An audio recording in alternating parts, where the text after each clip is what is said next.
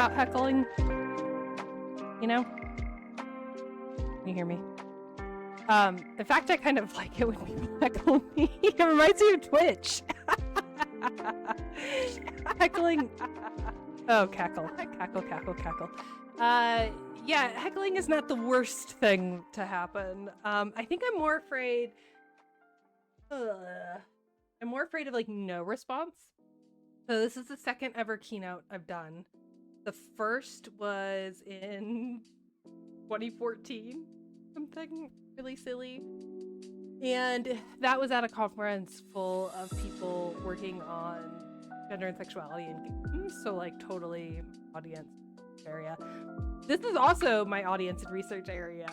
Yeah, it's so spooky. Hi Schminky, how are you? How's everyone doing? Let's start there. This is also my research area, but in a different way. And looking over the other speakers and attendees, a lot of them have different applications. Like, we're all user researchers or user experience designers, but some of them are working in healthcare, right? Which is, okay, like, I make games, you're saving lives. We are not the same. What's really fun is that I had 2 weeks to write this keynote. And I always have a lot to say, as you all know, because you're on the channel. But that was challenging. Like, my brain is really scattered right now. So trying to organize my idea. So I would love feedback on that. I would love feedback on, like, does this make sense? Is this actually applicable? Just set your keynote stage with candles. Yep, exactly right. Just burn the place down. Yeah. So how's your week been? Last week I went to, so like even better, right? That I had a family vacation. It's very important. Everyone should go on vacation. You should take vacations. They're important for your brain and your body. And mine was really awesome. I was able to do lots of cool stuff. Honestly, I learned a lot about interaction design because I went to a Meow Wolf exhibit. But that means that my time to write slides.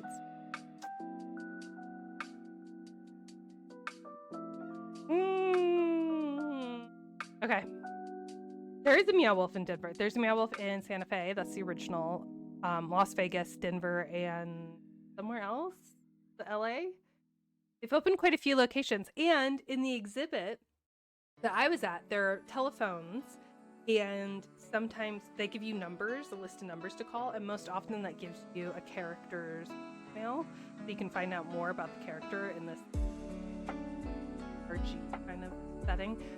But sometimes they go to one of the other locations, so there's a possibility that you're at the exhibit and a phone next to you up, and it's another human from... Oh, it's Dallas. I think there's 2 locations in Dallas, not Los Angeles. Yeah, so someone from like Dallas could be calling, having no idea that they're connecting to Las Vegas. Playing this. My voice is going in and out. Hold, please. Let's see how I goofed up my audio setting.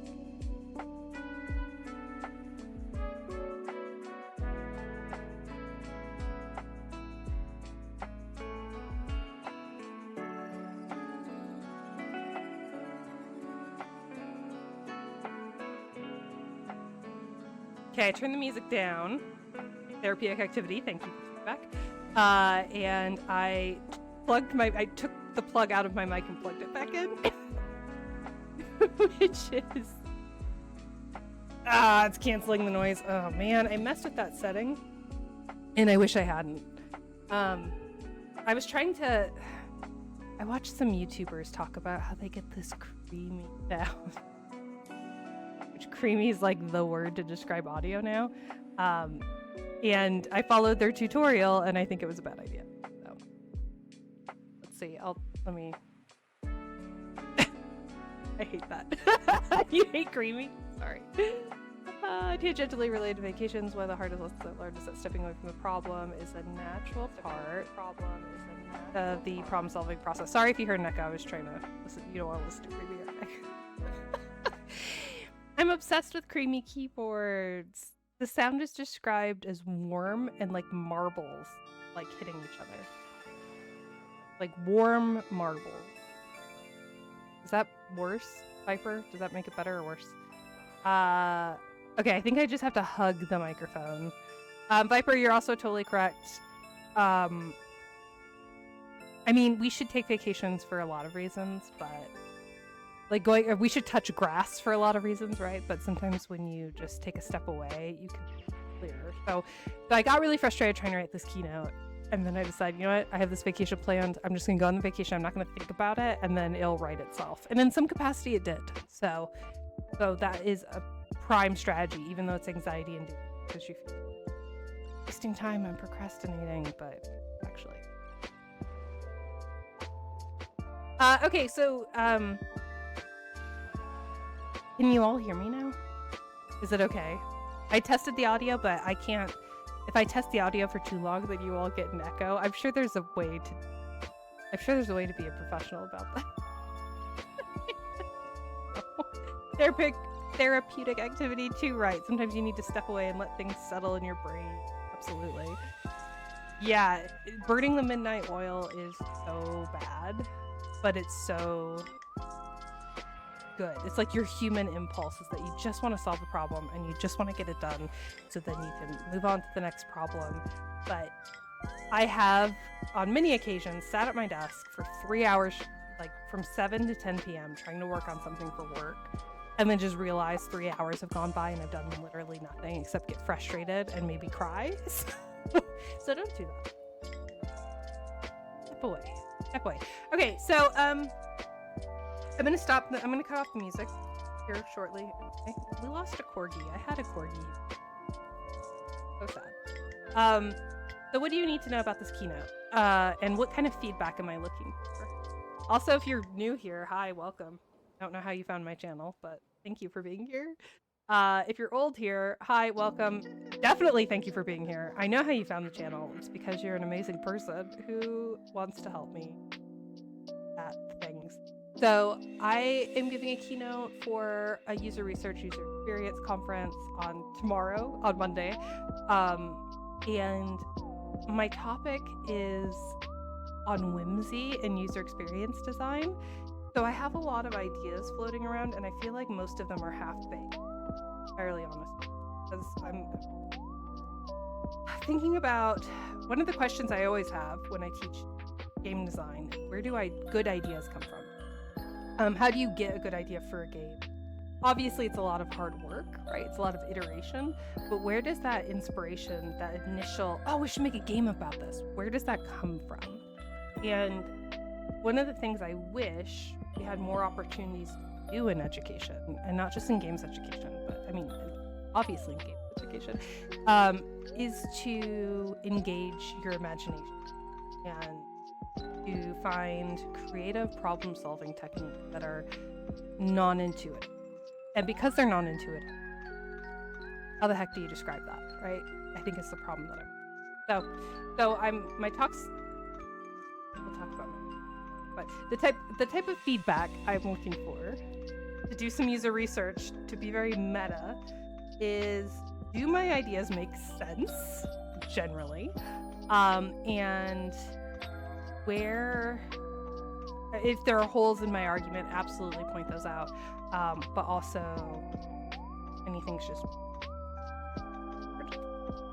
bad weird, not good weird. I know, it's so hard, Brant. I think you can definitely accuse this talk of having some fortune cookies.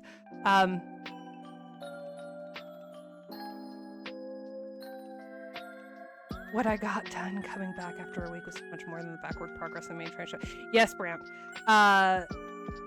Sometimes it's like you're doing negative progress on something because you're overthinking it. I mix this up. So one of the guilty, I guess, I see a lot of GDC talks that are,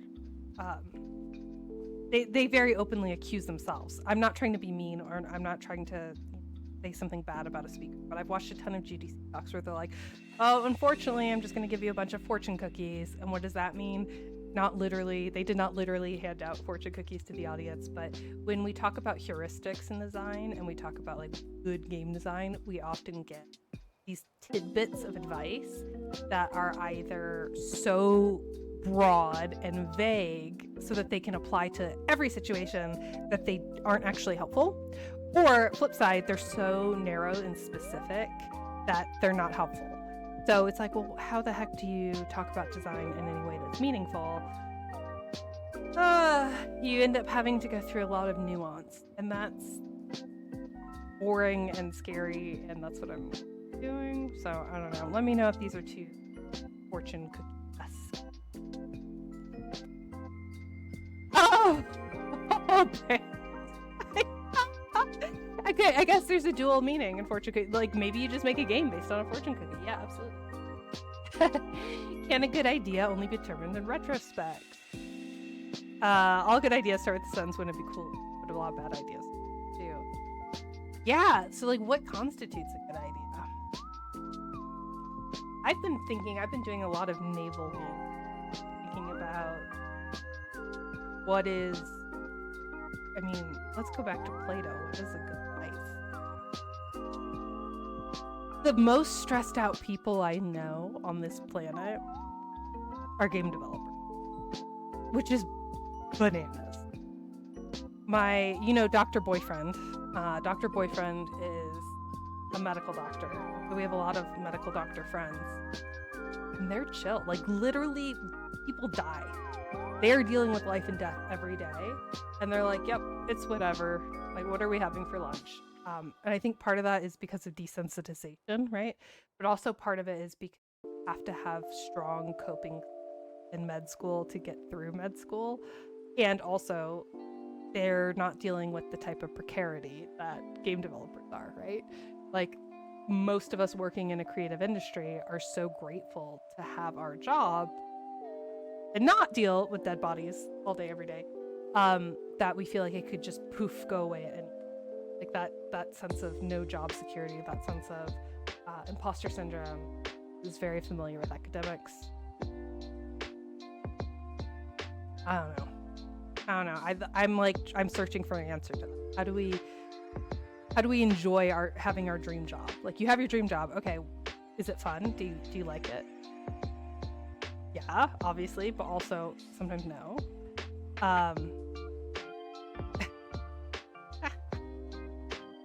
Gamers probably experience more death than doctors. Maybe not game developers. God mode enabled. Thanks, capitalism. Yeah, I think there's a lot of precarity and anxiety.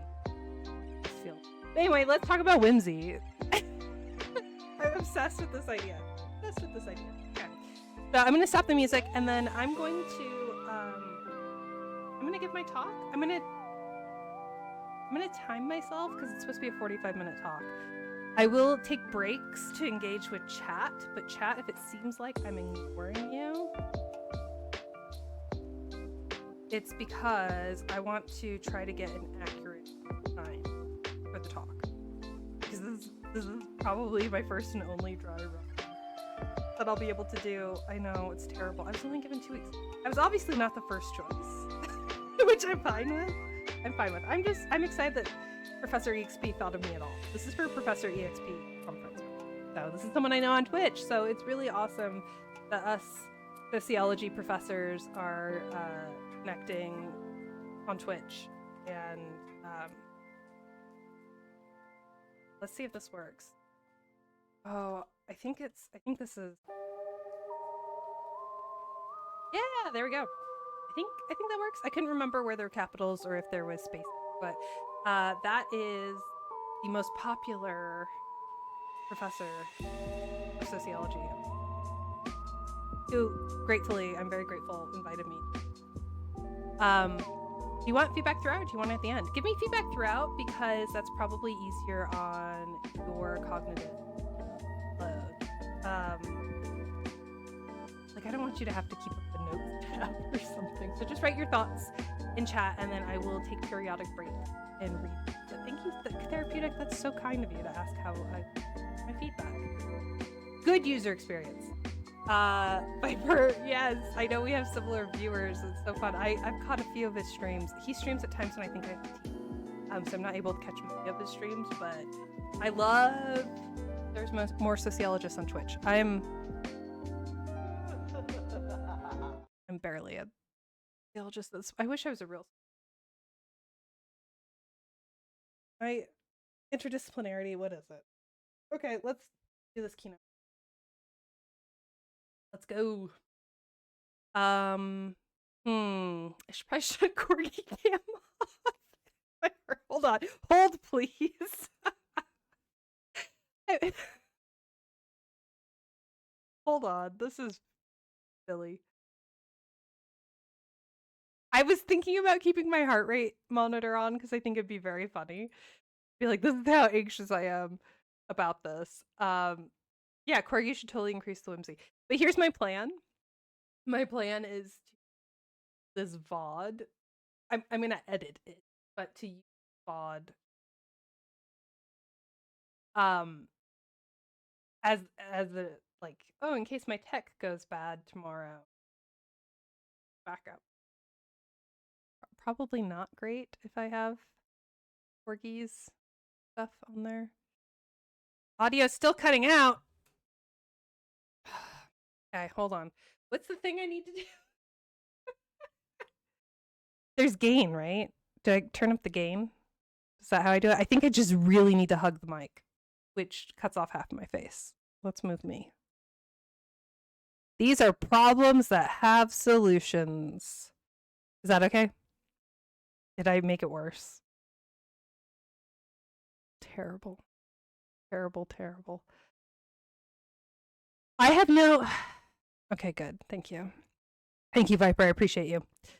First Twitcher problems. Well, so I've got several things working against me with this microphone. The first is which I spent $300 on it back in 2020. Pre-pandemic 2020, so I didn't get price gouged, thankfully. But the week that I got it, I knocked it off my desk and kind of broke it, but it's kind of fine. It's like not broken enough to justify spending $300 on a new one. And the other problem is that I have an antique desk from my great-grandfather that I insist on using, which is both ergonomically bad. I have bruises on my knees all the time from hitting the drawers because they have really sharp corners. It's also like not built for a computer because it was made before computers existed. And I have no place to put my microphone because it's like this really thick solid wood. So like, what am I doing? That's the question. Why I have this commitment to aesthetics that it's very silly. All right, let's get started. All right, so thank you so much for coming to my keynote. My name is Dr. Ashley Guajardo, and I am from the University of Utah, and I am here to advocate for whimsy. So ordinarily, I would give shout outs to the other keynotes, but on Twitch. We're just going to get right into it. So the first thing that I want to do is give you a brief overview of what we're going to do during this talk and also make a promise. I'm going to briefly introduce myself, but then I'm going to talk about some interesting and inspiring things.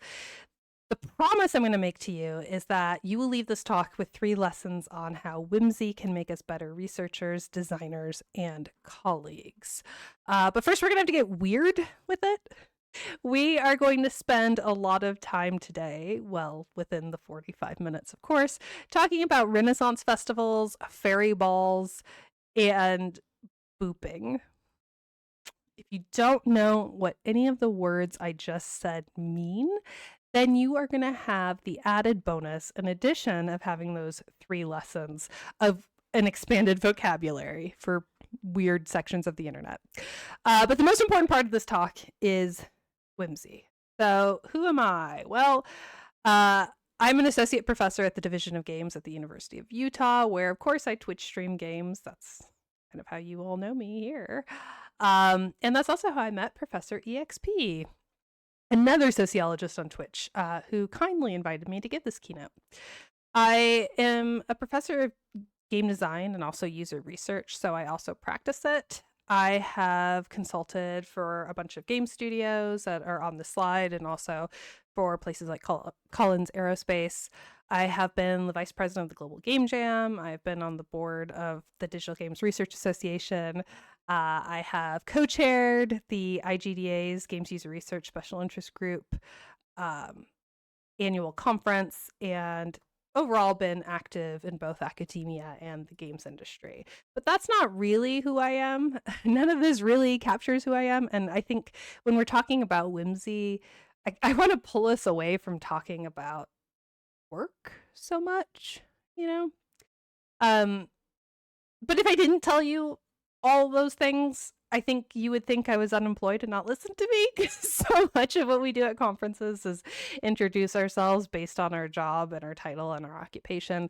But really, who I am is an adult who occasionally wears elf ears in the pursuit of community, play, curiosity, enchantment, and whimsical living.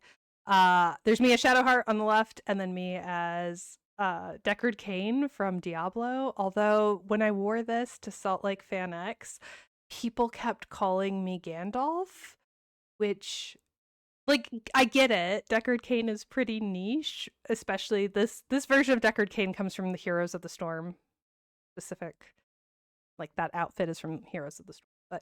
But anyway, I'm someone who really appreciates using their imagination and often get frustrated that I don't get to do that as much in academia as I would like to. So I'm going to talk about how we can do that more.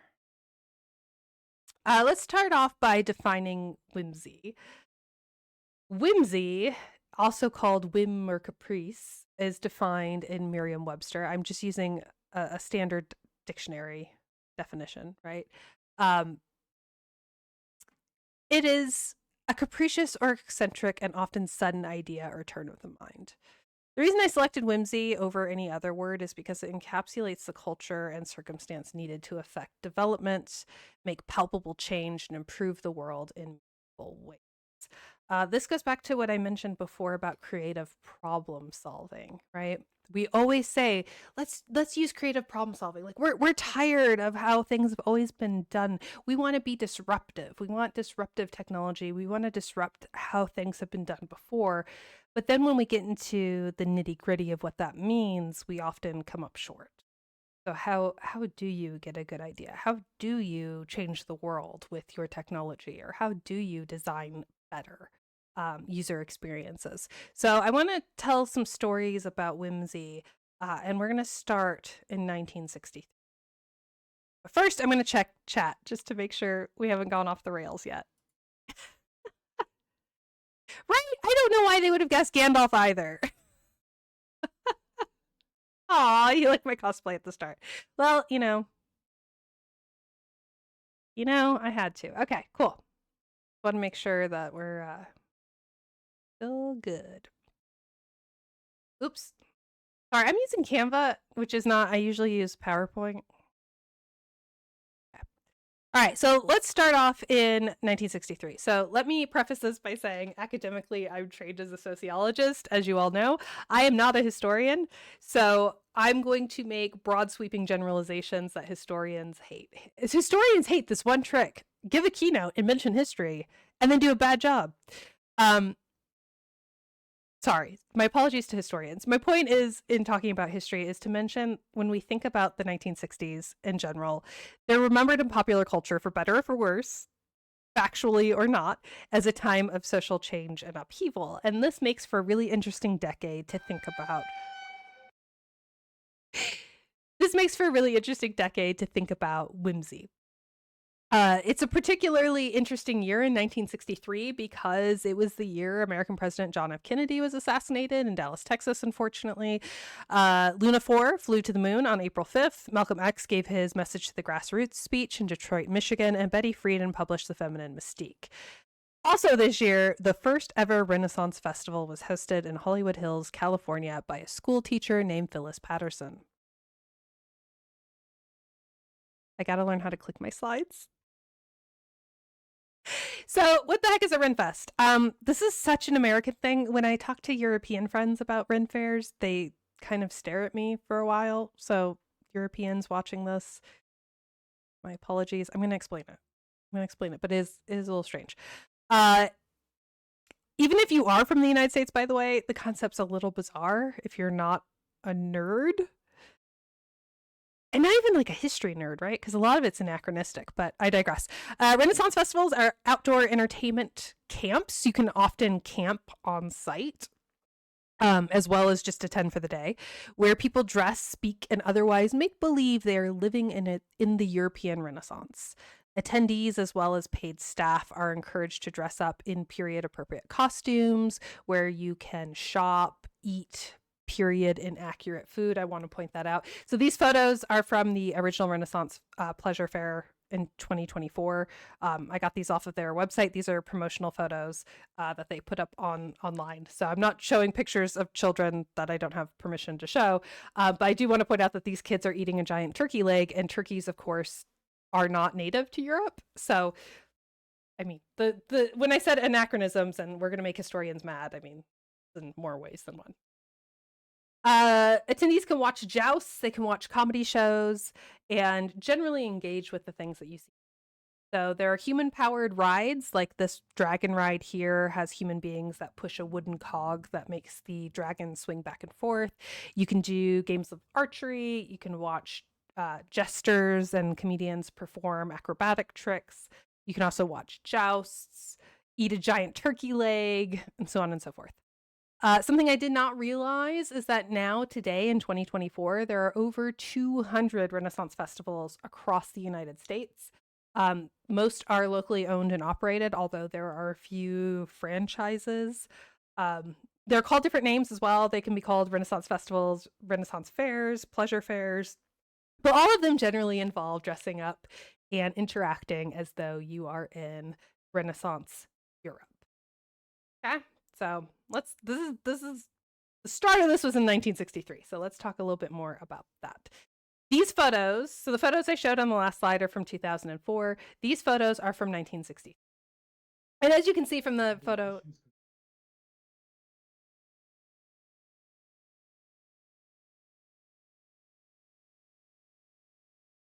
my Bluetooth speaker just yelled at me. I don't know why. That was scary. Happy Halloween! Jeffrey, you can camp at the one. I'm taking a break because I have to recover from whatever that was. You can camp at the one as a guest in Phoenix, Arizona, or I guess it's not Phoenix, outside of Phoenix, but they have like actor camps or like employee camps, and then they have guest camps as well, and they're separate. I believe you can also camp at one of the ones in Texas, although Texas has so many Renaissance festivals that I get confused. And then Maryland also has some camping. Don't quote me. I haven't actually camped in Texas or Maryland. This is like what I read online, but I have camped at the one in Arizona. So. Okay.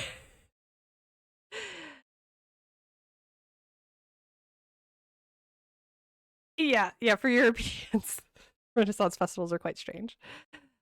Oh, Weird Al goes to Renfest in White Nerdy music video. Interesting. Yes, there's a circus element to it for sure. For sure. I can do the internet. Great support. I know. Here we go. Heckle me, Brant.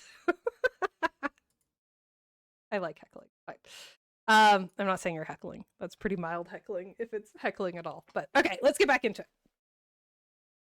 Okay, so these photos are from the Smithsonian Magazine, and in the upper left you can see there's some guests that are performing a dance while people watch. So not entirely different from the 2024 version, but these photos are from the original in 1963. So on the bottom right side of the screen, these are the creators. We have Renaissance festivals because of these people. So this is Phyllis Patterson. And here is her husband, Ron Patterson. And then over here is their friend, Judy Corey. Renaissance festivals exist because of these three people. And the situation in which it came about is quite interesting. So we're going to talk about Phyllis Patterson for a minute. So Phyllis unfortunately passed away in 2014. But she was most known for her legacy as the creator of the Renaissance Festival. This is a very, very American story and very much a story centered in the 1960s. So I think it's quite interesting sociologically to talk about it and then to talk about how Phyllis changed user experience design in a really meaningful way out of necessity. So our first lesson is going to come from Phyllis Patterson. So Phyllis always had an interest in education and entertainment. After graduating high school, she took a gap year where she hosted a Memphis television program called Phil's Playhouse, wherein this is very 1960s, she read poetry and short stories on TV. And it was quite memorable and notable because she was one of the first women in the United States to have a television program at all, which was really exciting. She then attended Memphis State College for her undergraduate degree. And then, ding, ding, ding, we have a connection to Denver.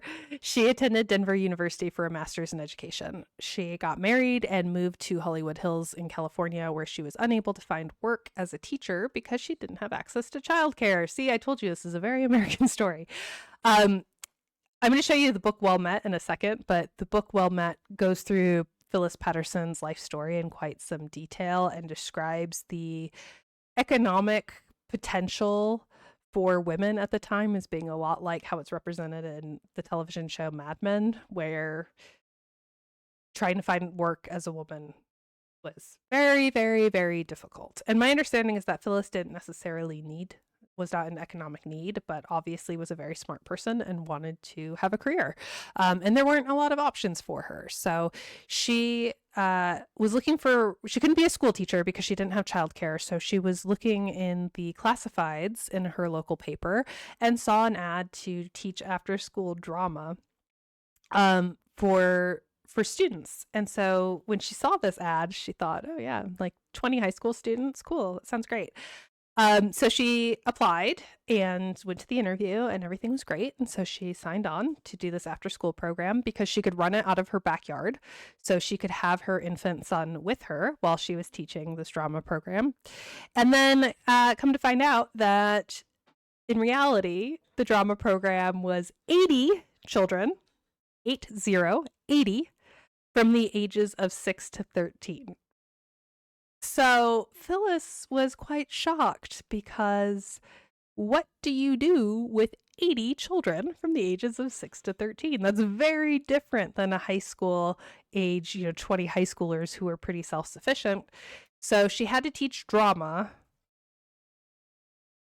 to 80 children.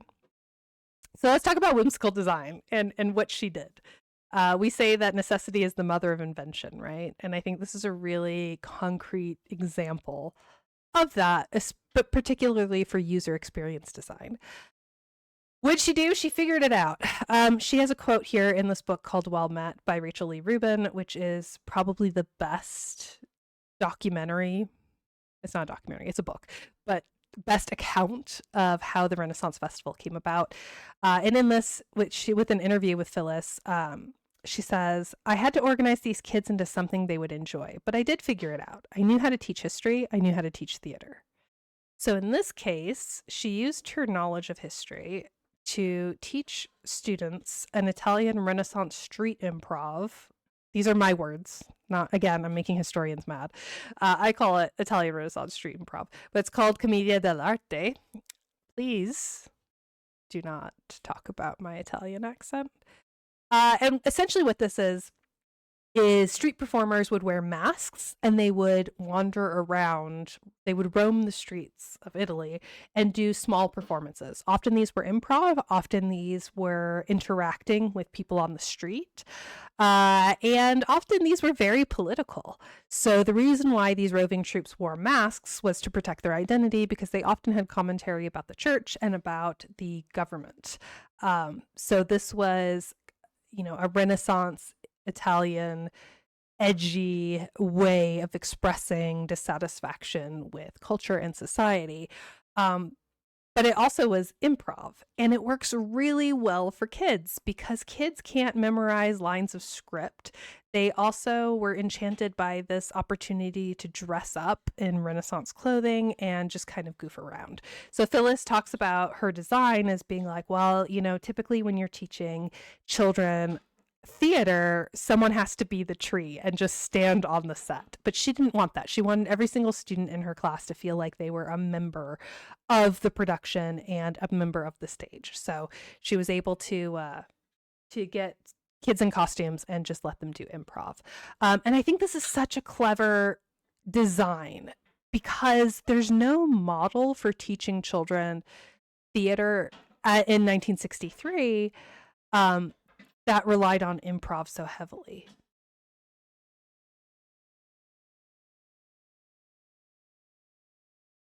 I think my child is like throwing things at the door. Hearing all this rattling, and it's really distracting, but I think my kid... Yeah, where do you even find 80 costumes? Well...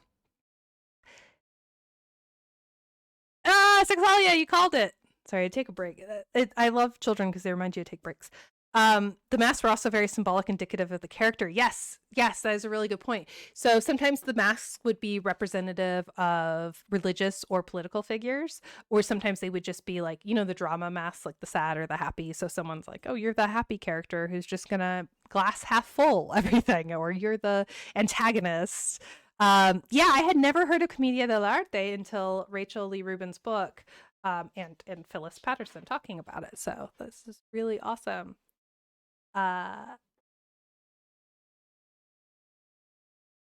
So now where do you find 80 costumes, Jeffrey? This is not something I plan to talk about in the keynote, but I absolutely will talk about it since you asked. This was during the Red Scare in Hollywood. So Phyllis and her husband were living in Hollywood Hills. There were a ton of out-of-work actors who had been blacklisted for being suspected communists. So they had so many resources available because there were a bunch of folks who were essentially sitting on their hands, unable to work because they had said something wild and anti-American, like we should have, you know, labor unions or whatever it was. The book goes in, Rachel Lee Rubin does a really good job of going into some depth on who these actors were and what they were accused of. And to be honest with you, a lot of the detail has since left my brain since I read this book a couple weeks ago, but it's a really good, Sexalia. I can't believe Commies was held by Automod. That's pretty funny. I would have been the kitty role played and explored. Look what I found. It goes on pizza. That's a good joke. I like that joke. So they had at one point they mentioned that they wanted to put on a show for like the parents in the local community. So they rented a stage, not in any formal capacity, but they got a stage from CBS. Like CBS is in the broadcasting network. They just had stagehands that were out of work. So they're like, all right, cool. Yeah, we'll bring you a stage. This sounds awesome. Yeah, let's do it. And so the first Renaissance Festival was a load of really famous actors who were bored because they couldn't work, and a load of stagehands, lighting technicians, all these really talented people in Hollywood who couldn't work because of McCarthyism, essentially. So a lot of factors had to line up to make the first Renaissance Festival. You should keep that part in. Okay. Noted. I will make a note right now.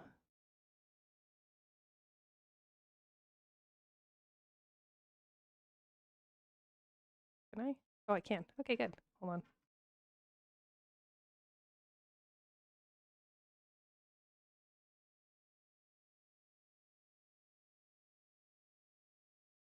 I think I want to, I'll actually do it on the next slide. Actually. Okay, so get back into it. And talk about, yeah. We'll talk about it on the next slide. So to talk about whimsical design, right? This is why we're here. This is where we see the first glimmer of relevance to this summit. And my promise to you all that you would leave here with 3 key lessons about how whimsy can make us better designers. This is a lesson in serendipity. So when we talk about serendipity and when we talk about whimsy and design, we're not just talking about, oh, how strange, everything just lined up. We're not talking about, oh, how strange, we have 80 children from the ages of 6 to 13. Let's create a Renaissance festival, right? This is bananas advice if you came to this keynote and the point was just go teach children's drama for a few years and see if there's a way you can monetize it, right? Like that's I mean, that's my next keynote. I'm definitely doing that for my next keynote. But the reason, the more important lesson here is that the context behind the word whimsy hints at this idea of serendipity or whimsy being this ephemeral thing. And I don't want to suggest that. I don't want to suggest that adding whimsy to your life as a user experience researcher or designer is essentially advocating that you throw caution to the wind and just fly by the seat of your pants. Actually, I'm suggesting the opposite. I would suggest intentionality, but intentionality in a way you may not have considered before. So in the games industry, we say the fact that any game makes it to market is evidence that miracles do happen. And I love that phrase because it stresses how complicated and iterative the nature of doing user experience work truly is. But that phrase obfuscates just how that miracle happens, right? You have to have the right people, you have to have cultivated the right circumstances, and you have to have the right skill set for stars to align and this magic to happen. For Renaissance festivals to be created, you had to have this set of skill, talent, and unfortunate circumstance to come together that actually takes an incredible amount of planning, but it also takes an incredible amount of adaptation when circumstances change. So what I'm talking about here is thinking about recruiting for wildly divergent skills that HR would not typically want on a job advertisement, right? So if we existed in an alternate universe and I tasked you, I was in a management role and I tasked you with making a Renaissance festival. Like let's say Ren Fairs don't exist and I want you to make one and I'm describing it to you. I want you to make an interactive historical experience wherein people from the suburbs will drive hours to put on very expensive and costly costumes. How would you go about doing that? Right. I don't think that your first step is going to be brushing up on your early childhood education pedagogy, right? Phyllis Patterson was an educator, and it was her skills that allowed serendipity to happen and for the first Renaissance Festival to come about. So the message about whimsy and design that I want you to take from this is to trust your skills. Even when you have a background in something that you think is irrelevant, trust those skills.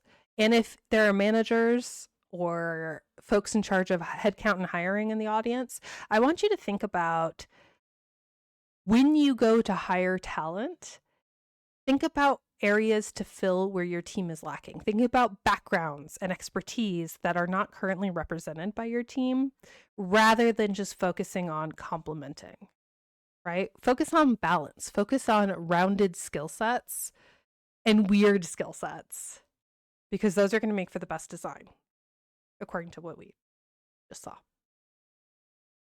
Okay, and because I'm a teacher, I'm going to have a slide like this one where I put all my lessons so that we kind of collect them by the end. So lesson 1 is serendipity is the result of skill, talent, and unfortunate or fortunate circumstance. Okay, let's talk about dressing up now. We're going to segue from the Renaissance Festival into talking about fairy balls. Part of the charm of Renaissance festivals was dressing up. And wearing 15th century clothing is really clever in terms of user experience and interaction design, because it not only helps attendees feel like they're part of the living history or part of the act or part of the Commedia dell'arte, but it also invites whimsy. So the quote here from that Well-Met book says, in a historically urgent way, the most dead serious thing about the Renaissance Fair was, from the very beginning, its sense of whimsy. And here we have another photo, this one of someone portraying Queen Elizabeth, from the Smithsonian Magazine article on the Renaissance Festival. So remember how we talked about how Renaissance Festival started in 1963? Well, it's quite interesting that there was bleed over from Renaissance festivals into popular culture. And in Well-Met and in the Smithsonian and in other articles that have come out since, they talk about how after the first Renaissance Festival, there was a renewed popular interest in Elizabethan fashion. So a lot of the velvet vests and frilly poet shirts that you saw Jimi Hendrix or the Beatles wear in that decade have been blamed on the Renaissance Festival. Like, oh, this is a thing. People are dressing up. They're wearing these really elaborate costumes. Oh, those look really cool. And when I wear them, I feel really cool. I'm going to do that, not at the Renaissance Festival, but just to go shopping or to hang out. And so this is our segue into thinking about dress up and dress up play, how it's whimsical and how it contributes to user experience design outside of, the Renaissance Festival. I want to drop some theory on you for a second. So we're going to talk about two theorists. This is where my sociological training comes into play.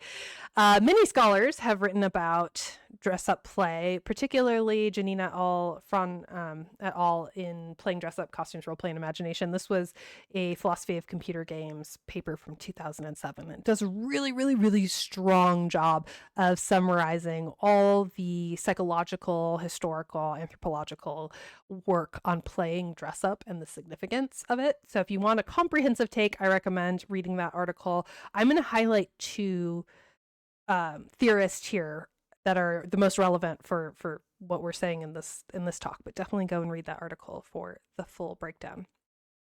So Jean Piaget talks about dress up in terms of children's psychological development. And then we have Brian Sutton Smith over here that writes that our clothing carries with it messages about our social identity and status. So, of course, as a sociologist, that's what I'm interested in.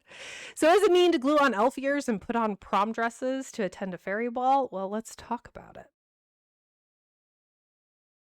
This is from my most recent research because, of course, as a keynote, I want to talk about big ideas, but I also have to sneak in my research as well. So my most recent research looks at the phenomenon of fairy balls. And these balls, as the name suggests, are formal dances designed for fans of romance fiction, books, films, and video games. I have some examples here. We're going to see some pictures of what the balls look like in a second. You may have heard of the New York Times bestselling novel, A Court of Thorns and Roses, which has been banned in states like mine. It's been banned in Utah, in schools in Utah for its adult content. There's also shows like Outlander, wherein a woman travels to 1700 Scotland and falls in love with a roguish man in a kilt, which is based on a romance novel. Or maybe you've heard of the popular computer RPG Baldur's Gate 3. I played that game on this channel, which is sometimes affectionately called a vampire dating simulator because of the popularity of one of the non-playable characters. But what do these three pieces of media have in common besides generating millions and millions of dollars in record-breaking revenue? These are often cited as the impetus or the start or the reason that people, grown adults, dress up, put on elf ears, put on prom dresses, and go to dance in fancy old buildings. I'm gonna pause and look at the correct window.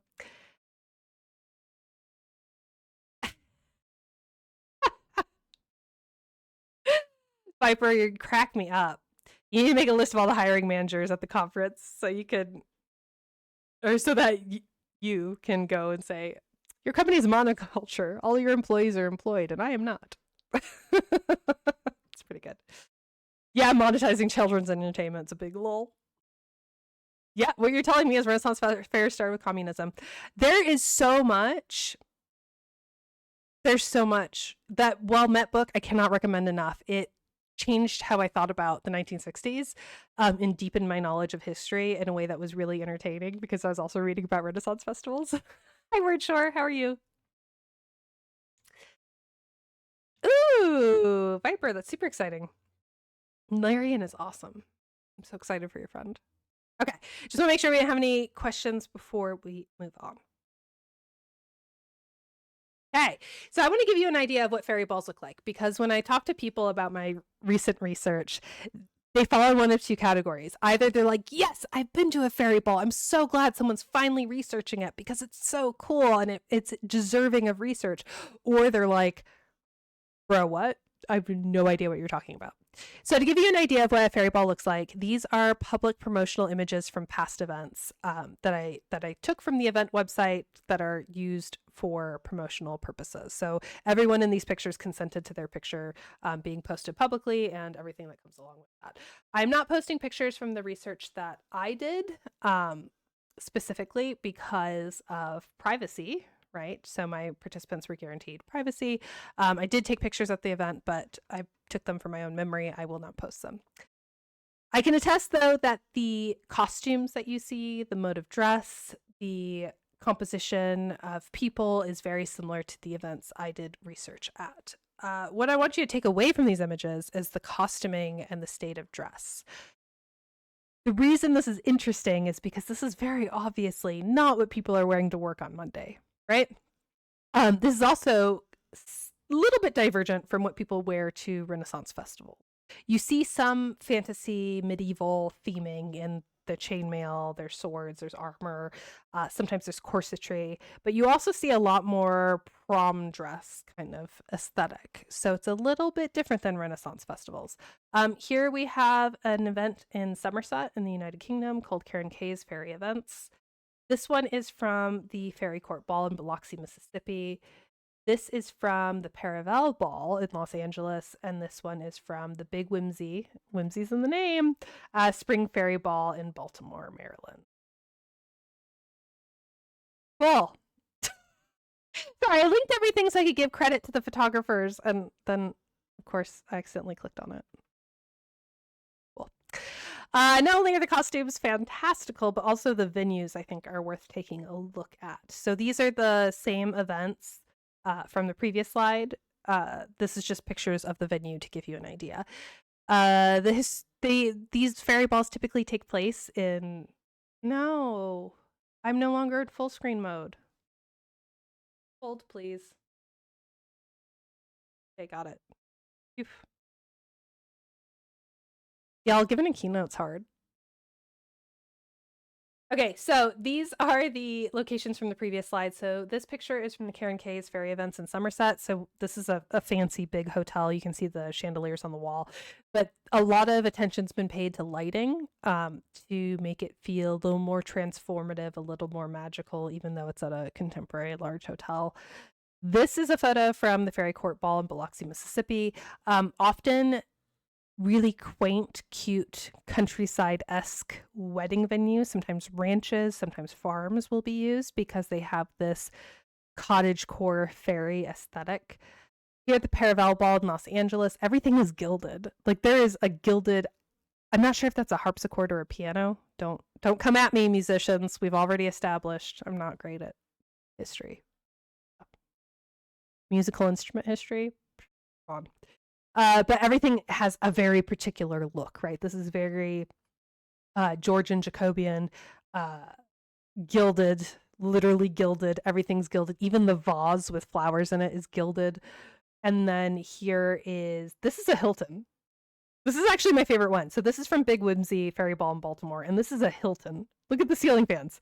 The only part of this that says Hilton to me are the ceiling fans, but everything else is gorgeous, right? Like, look at the columns. This is wonderful. So not only is a lot of attention paid to the costume, but also the location. Often for fairy balls, historic locations or fancy hotels are decorated and transformed into magical places by well-placed decorations, by fanciful lighting, or by the aesthetics of the venue on their own. So these events not only put my Halloween decorations to shame, but rival a theater or amusement park and how they use structure and lighting effects to create a whimsical ambiance. So this is what's interesting for user experience design, because we could spend an entire 45 minutes just looking at the user flow. So what happens when you walk into one of these events, right? Like how do you register for one of these events? All of that is super fascinating.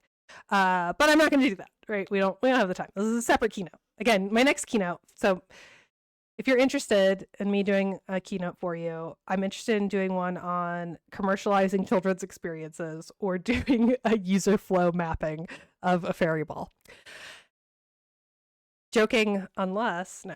My point in bringing up these is to stress that this is more than just a prom or a dance or a wedding, right? Even though this Hilton, I'm sure this Hilton gets booked out for weddings all the time. I mean, I would book it for a wedding if I wasn't already married.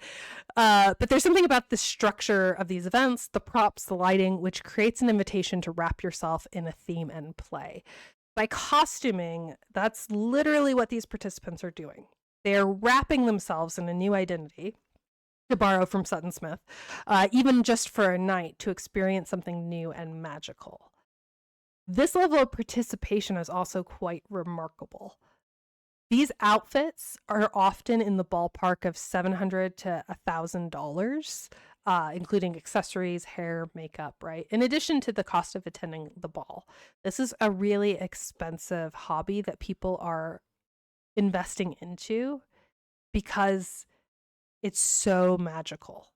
It's so whimsical. That's a really good design. All right, let's talk more about it. So in this way, these fairy balls aren't entirely unlike children playing dress up. So when we talked about Jean Piaget, we talked a little bit about how dressing up has an importance for children. So when children put on a lab coat and hold clinic for their dollies, they're performing a role. But actually, this is when they do that, we often, when you hear children are learning through dress up, you think, oh yeah, children are learning how to be a doctor. They're learning what it's like to go to a doctor. But actually, no. I mean, yes, maybe, but we're not gonna give a toddler a medical license because they took their teddy bear's temperature, right? That would be wild. The play isn't necessarily about that. For sociologists, at least, the play is about picturing themselves in a caregiving role and learning about the importance of helping others. So putting on fairy wings isn't about leaving for Never Never Land, although if a fae approached me and offered to take me to Never Never Land, I would absolutely go, just to be clear. You would never see me again. But when people dress up in these costumes, there's a little bit of play of royalty or play of social hierarchy, but it's also about envisioning yourself as someone who embodies the values of imagination, creativity, and romance. A lot of these are themed after romance novels. And so one way to experience the romance, the whimsy of romance novels is to go to one of these events. So this leads us to our second lesson. And I promise the third lesson is quicker. We'll go through it quicker. The second lesson is that people are hungry for whimsy in their leisure experiences and other experiences too, right? But when I talk about, game design, we have a lot of affordances for creativity. We have a lot of affordances for whimsy. When you're making like a health application for cell phones to help people better manage their type 2 diabetes, there's less bandwidth for whimsy, right? So when we're making functional applications, we often don't have a choice, or we don't have the opportunity to elaborate on whimsy as much, but we still can. It takes shockingly little prompting to convince grown adults to shed their daily wear, their athleisure wear, in favor of expensive and uncomfortable, albeit glamorous, attire. So let's lean into this with a user-centered design lens. On one hand, we should lean into this because there's capitalist reason, right? This makes a ton of money. These balls, an incredible amount of money is spent on these balls, but there's a more earnest reason, and that is because people will remember you, your product, your brand, your lesson, if you are a teacher, if you can make them feel like a kid again. And lesson 3 is going to reinforce this. If you can make the world seem big, enchanting, and full of possibilities, people remember that. So when we're concerned about our user retention, or when we're concerned about user flow in a practical application or in a medical application, if you can get people to feel wonder or to imagine better, you're going to have better user retention. You're going to have more people opting in. Okay, so what do I mean when I say help people imagine better? I guess what I'm really saying is to let people use their imaginations when interacting with your product, even if your product is not as exciting as a fairy ball. This doesn't mean to throw away guardrails, right? Again, no part of this keynote should be taken as, yeah, just like do whatever, man. No. You're not going to want to let your users do whatever they want with your diabetes management healthcare app. That would be irresponsible, actually. Probably legally. So, but rather to imagine what is achievable. So when we think about healthcare applications in general, I'm using this as an example, but we can talk about thinking about university education. We tend to think about it in these narrow, restricted guidelines things, right? No, I couldn't possibly do something other than an exam. Why? Because it's university. Of course you take exams in university, or of course you write essays, or of course you do group projects. But what if we throw all that out the window and we start thinking about what is good user interaction and how we can help people get their imaginations involved in whatever it is we're doing? So this is where I said I might be a little bit like a fortune cookie because I'm being a little vague. I know that this audience has a wide range of products and interests that you're working on, so I want this lesson to be applicable, but I worry that I'm being a little bit too vague. So lesson 3 is going to fix that. 1 second. Since getting back to Salt Lake, my allergies have been horrendous. So I'm going to do my BRB screen and blow my nose because it's gross. Hold on.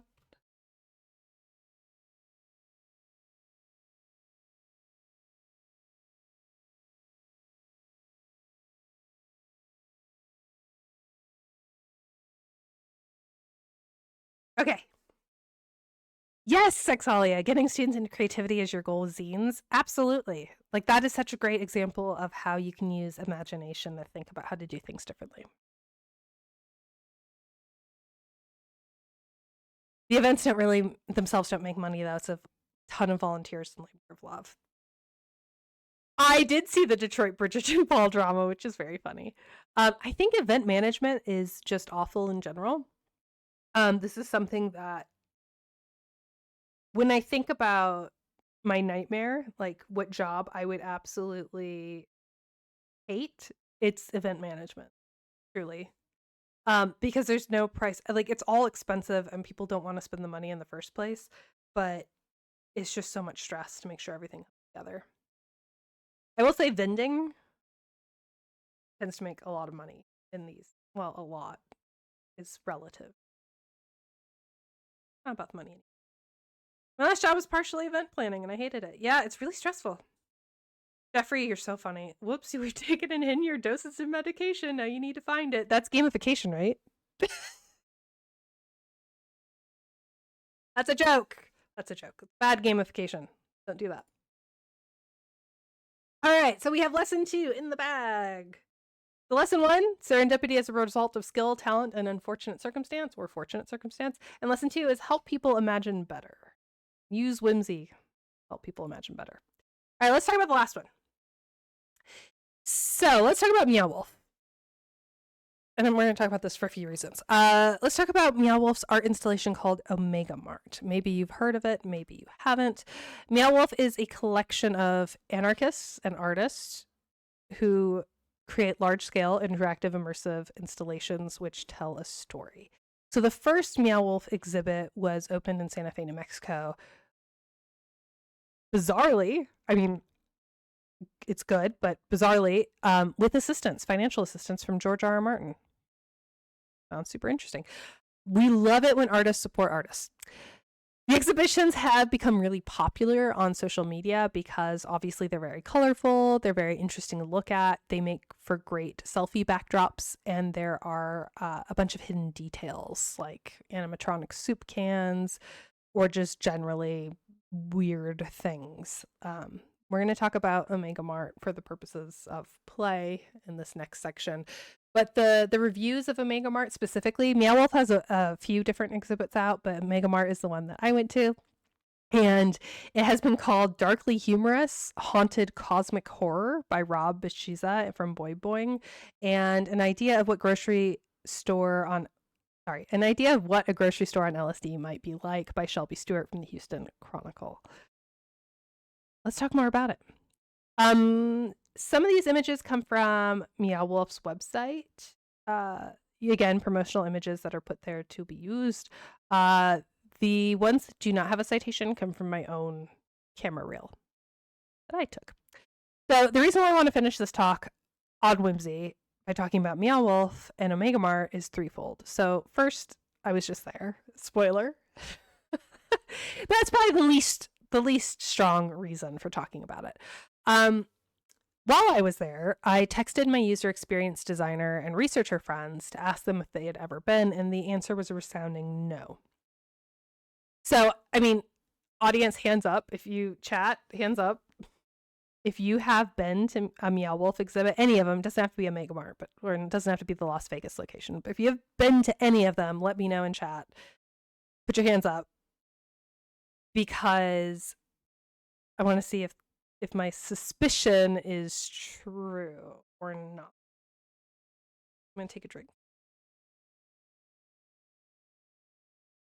Casa Bonita is better than Meow Wolf. I have to look up Casa Bonita. Animatronics, just why I want a soup. Absolutely. Okay, so they started off Sexalia. So this is, I'm always like, how much detail should I go into? So they started off as anarchists. And the founders were doing something really awesome. But now, yes, you're right. It's been taken over by hardcore capitalists who have lawsuits against them for labor violations resulting from the pandemic. They furloughed and laid off a bunch of people and then like refused reasonable accommodations for people and all sorts of crappy things. But my understanding from the research I did yesterday, because while I was there, I didn't know this while I was there. I talked to employees while I was there. And they didn't bring it up, but why would they? They're like employed, right? They probably want to keep their job.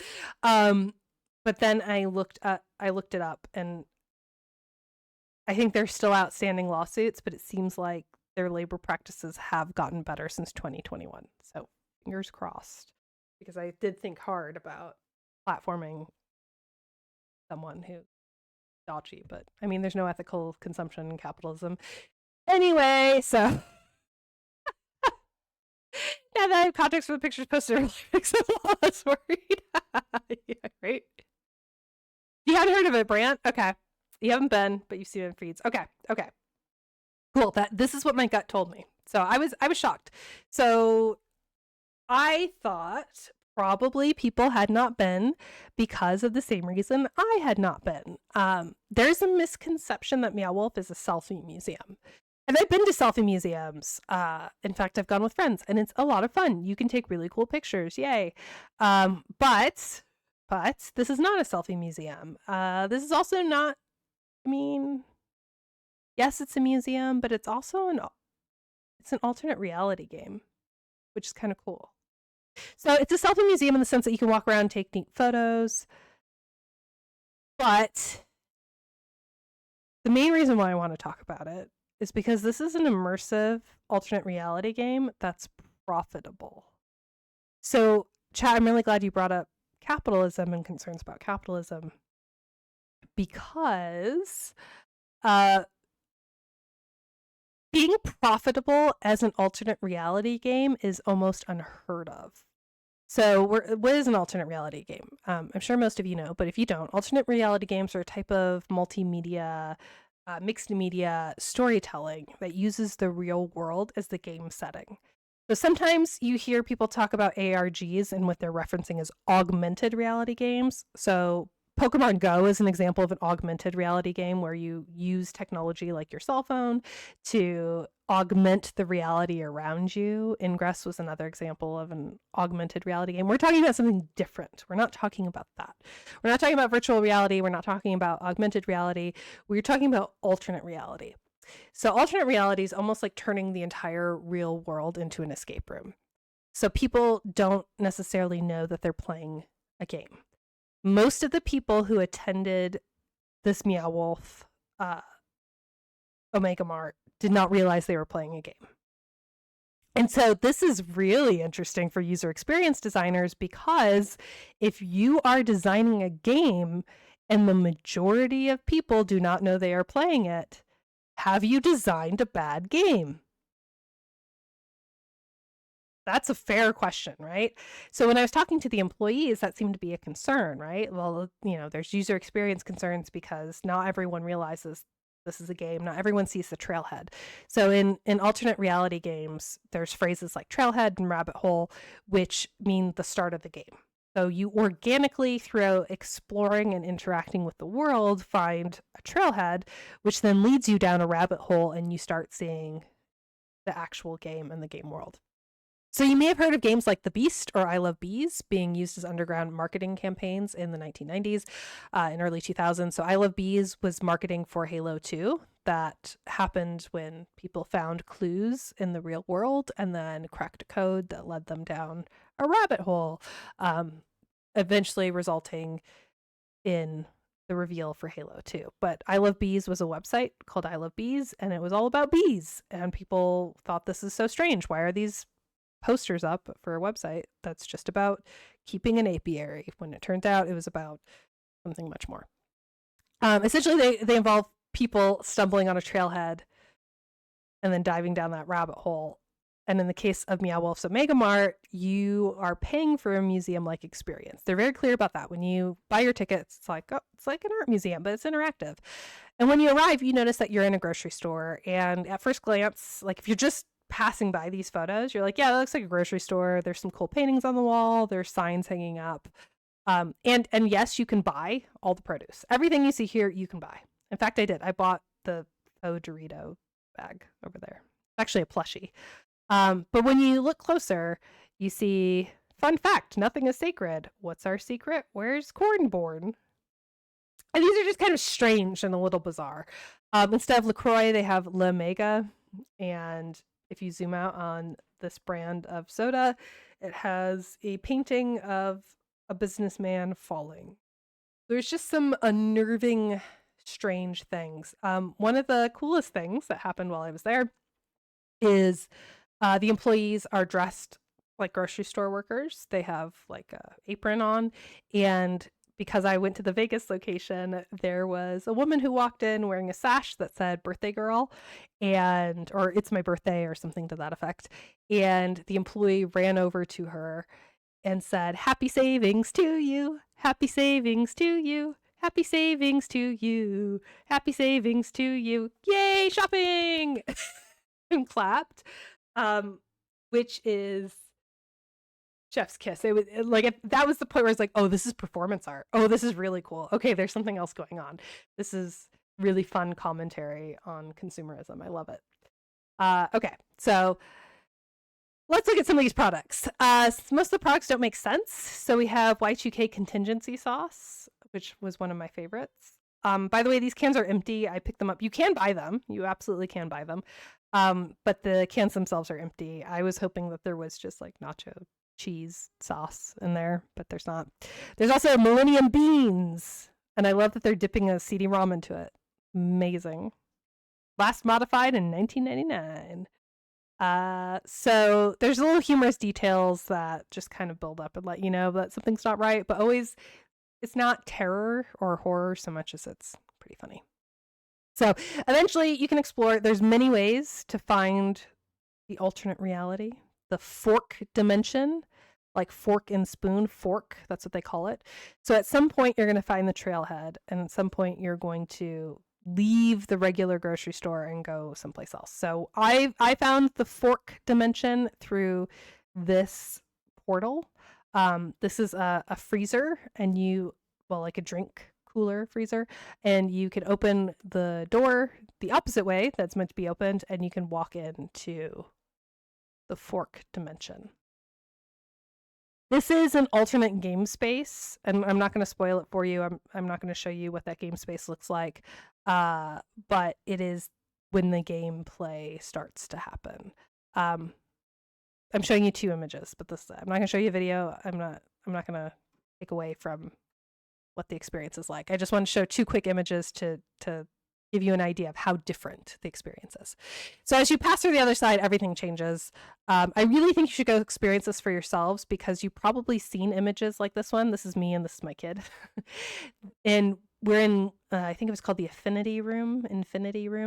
And this is great selfie fodder, right? This looks great. This is going to be a great social media post. I'm going to get a lot of likes. The visuals are stunning, right? It's an art museum. The visuals are stunning. But that's not why this is interesting for us as user experience designers. Through every part of the exhibit was an invitation to play. So the visuals are impressive for the same reason that the fairy balls are impressive with their detail and props and lighting, but also because of the scale, right? They force the viewer to take a different perspective. So I wanted to show this picture in particular because my daughter's there, and you can see the scale difference. And being in a room with giant rainbow heads was strange for me, but what I realized in this moment is that it wasn't strange at all for my child. Partially because of her age, right? Because she's learning about the world and she doesn't know social norms yet. Which is fun as a sociologist to see that happen like in real time, for her to be like, well, this is normal. What are you talking about?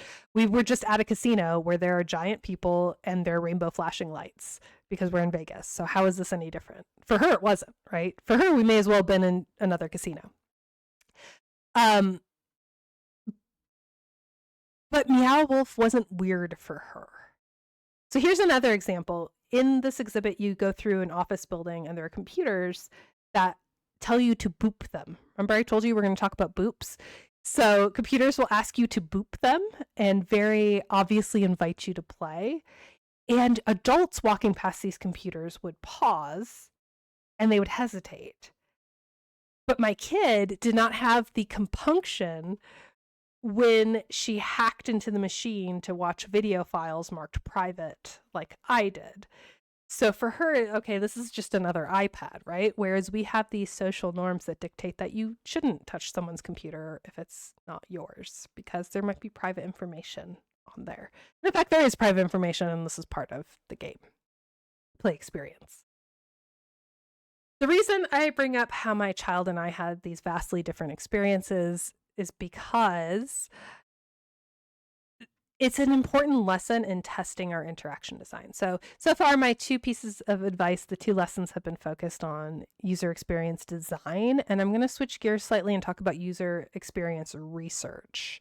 So if you want your design to help people imagine better, like we talked about in those first 2 lessons, I want you to test your design on people who already do imagine better. So kids don't know social norms. They don't know social rules. For kids, anything is possible. So for kids, this art exhibit, interactive, ARG, whatever you want to call it, is not weird. It's not strange. This is probably what grocery stores should be. When she goes up and grabs, those cereal, which is... This is very funny to me. This is a cereal with marshmallows shaped like screws, coins, staplers, keys, battery, a sauce packet. I think sauce packet is probably my favorite marshmallow. This is not weird to her. The thing that's weird for her is she doesn't get yelled at when she grabs things off the shelf and plays with them, because that's what you're supposed to do. So I'm impressed by the effectiveness of the Meow Wolf user experience, not because the gameplay went off without a hitch or because the checkout line made it easy to buy merch and it functioned just like a grocery store, which is kind of interesting, but because you could touch everything, right? So she could pick up cereal. Kids could touch everything. I mean, grown-ups touch everything in grocery store anyway, but kids are often like, nope, don't do that. Oh, you're going to spill it. She could do this without employees getting nervous about spills or her damaging something. It was very much encouraged. So the freedom to explore, interact, and play was so important. Plus, this isn't so much stranger than reality anyway, huh? So this leads us to our third design. So for something to there's something to be said for casting a wide net, right? When we're designing for user experiences, we're often designing for inclusivity and because we want people to come in. And that is good. I am advocating, yes, do that. But what I'm also advocating for is if you are designing for a particular user experience, if you are designing for a particular emotion, you should test for people who already experience that emotion. If you're designing for something creative, test your design with creative people. So now I want to add caveats because I am a strong advocate for accessibility in design. And I realize that when I'm saying you should test your design on people who have the qualities you want your design to achieve, runs a risk of being exclusionary. I am not advocating for exclusion at all. You should absolutely be running user tests using stratified sampling techniques. You should absolutely be running accessibility studies on your design using purposive sampling. You should absolutely be doing industry standard on all of these things. I'm advocating for an additional test that assesses your creativity, emotion, or whimsy. And I want you to do that testing on people who have those qualities. If it just makes sense, if your design makes sense to kids, then you've done it. You've nailed it. How do you find people to test with who embody these qualities of whimsy and creativity? Well, that's my fourth keynote. Yep, that's what we're gonna do. We're gonna do after we talk about how to commercialize experiences for children, how to commercialize joy for children. So here's our 3 lessons. We are at the end of our time. Lesson 1, Serendipity is the result of skill, talent, and unfortunate circumstance. Lesson 2, help people imagine better. And lesson 3, test your design on people who have the qualities you want your design to achieve. Thank you so much. There's my contact information, and we can go into Q&A if you have any. Scenes real quick.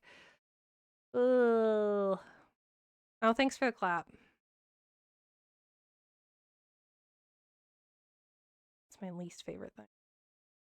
When people clap at the end of a talk and you realize how quiet it's been, I need to put music on.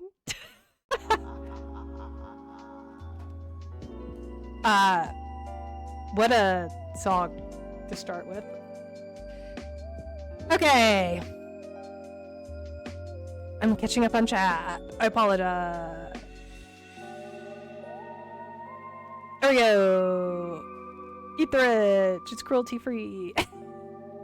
They sell gender fluid sparkling water on their website. It seems similar to Archie McPhee. Oh, I remember Archie McPhee, Brant. I remember them. That company was fun. Oh, there was an ARG for The Dark Knight 2. Yes, you're right, with the Joker. Oh my gosh, that's so fun that you won tickets for it. Happy savings to you is really good. Y2K sauce looks like now, that's what I call music, right? Nut-free salted peanuts. Listen, get a kid and see how they react. Yeah, I mean, with like, hopefully it's your child, right? Also the fear of messing up someone else's computer. I remember back in the day, older adults would say, don't want to break it when clicking things, right? Did Meow Wolf teach her bad manners for grocery store in the future? Well, a little bit, but it's so hard. It's so hard to determine what's her being a toddler and what's her learning bad habits. We went grocery shopping yesterday, and she... Thank you, Sexolia. I fixed the typo. She was helping me picking out bell peppers, and then she's quite small, as you could tell from the photo. And then she was trying to put the bell peppers into the basket of the cart because we don't use plastic bags. I know. I don't use plastic in grocery stores if I can help it. And there's like, you can't buy berries without buying plastic, which is unreasonable. But for like peppers and stuff that you can bag, we're gonna cook the peppers. I'm making sausage and peppers, so I'm gonna cook it. So bacteria and viruses are gonna be killed anyway. So also shopping cart baskets, I don't think are that dirty. The handles, yes, but like the basket itself just kind of holds food. So I'm gonna wash it before I eat it. I'm also cooking it before I eat it. I'm not gonna use plastic. That's very wasteful. So if you do, that's totally fine. No shame. That's your choice. I just choose not to use plastic. So she was, instead of putting them in the plastic bag, because we don't use plastic, she was chucking them into the shopping cart and kind of bruised them a little bit. So that's not ideal. Did Meow Wolf teach her that? Probably not. That's probably a toddler thing. But I will say, this is kind of interesting. I actually didn't connect these two experiences until literally just now. In the grocery store yesterday, I got mom shamed.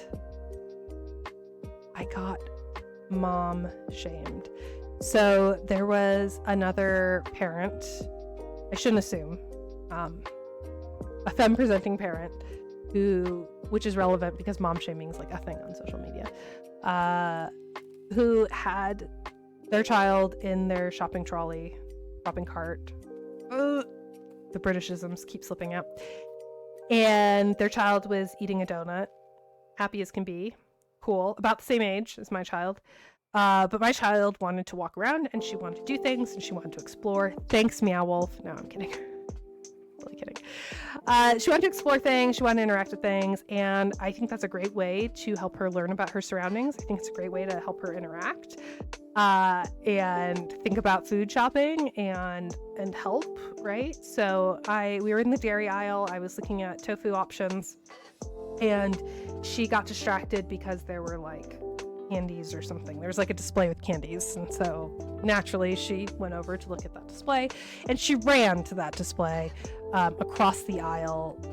She didn't like cause an accident or anything. Like, should children be running in stores? Probably not, for safety reasons. Was I distracted because I was looking at tofu? Yes. Was it my finest parenting moment? Probably not.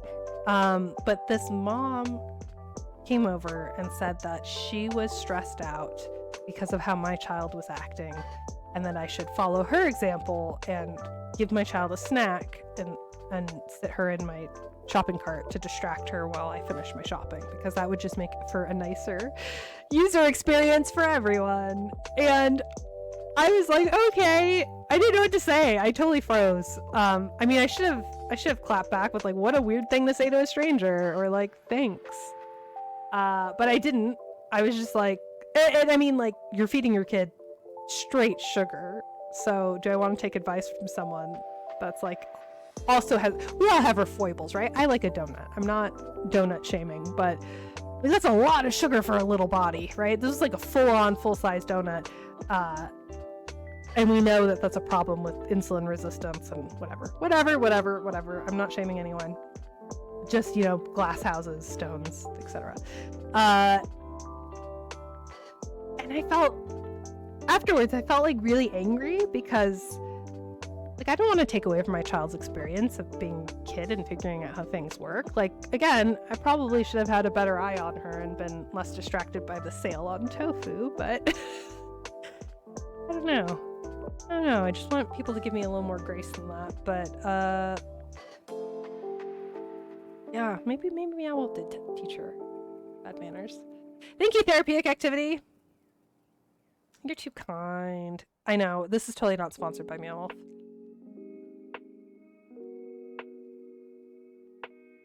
Oh, yeah. So, Kurt Ronke called us the story-driven ape. That's why myths and religions take the form of stories. They're just so much more memorable. I love that you framed every idea with a mimetic story. Awesome! Thank you, Viper. That's really kind. Just get some reusable bags. You know what? I have the reusable, let's talk more about grocery stores. Actually, you know what? This keynote's now about grocery stores. I'm changing everything. No, I have the produce reusable bags. And I don't know what happened to them. When we remodeled our kitchen, I put them somewhere and I don't know where they are. So now my solution is to just put the fruit and veggies in the bottom of the cart and just call it a day. I mean, I bring my reusable bags with me, so I guess I could put them in the reusable bags, but I've been doing this for like 2 years now and I haven't gotten sick. So I'm like, whatever, it's fine. I think I wash my veggies good enough. Yeah, that's her problem, right?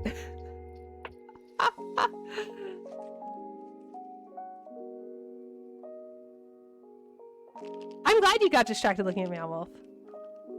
You should. Thank you. I'll take that under advisement. Yeah, I don't know. I've been so navel-gazy lately. I mean, going to Vegas with a toddler was fun. We got lots of judgment. We actually had... So this is a really fun story. This is now a parenting podcast. Sorry. Hope you don't unsubscribe. This is a wild story. So we were in the elevator going down. Okay, my husband and I did gamble in Vegas, not together. We would take turns. Like when she was down for her nap, one of us would stay in the room. I would make my slides. That's how these slides were made. and he would go gamble, or like at night when she would go to sleep, he would go and I don't know, watch TikToks, or I have no idea what he did. He would do something in the room and I would go gamble and then we would switch off. So she was always supervised. I want to be really clear about that. We never exposed her to the casino floor except for walking through, because you have to. That's how they do it, right? If you want to go to restaurants, if you want to go to entertainment, you have to walk through the casino. So there's a risk you'll gamble. Interaction design. Hey. So in Vegas,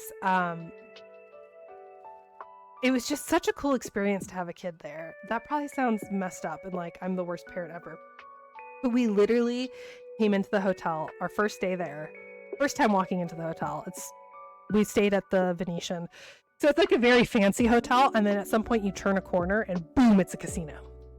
And so when we turned the corner, my kid went, whoa!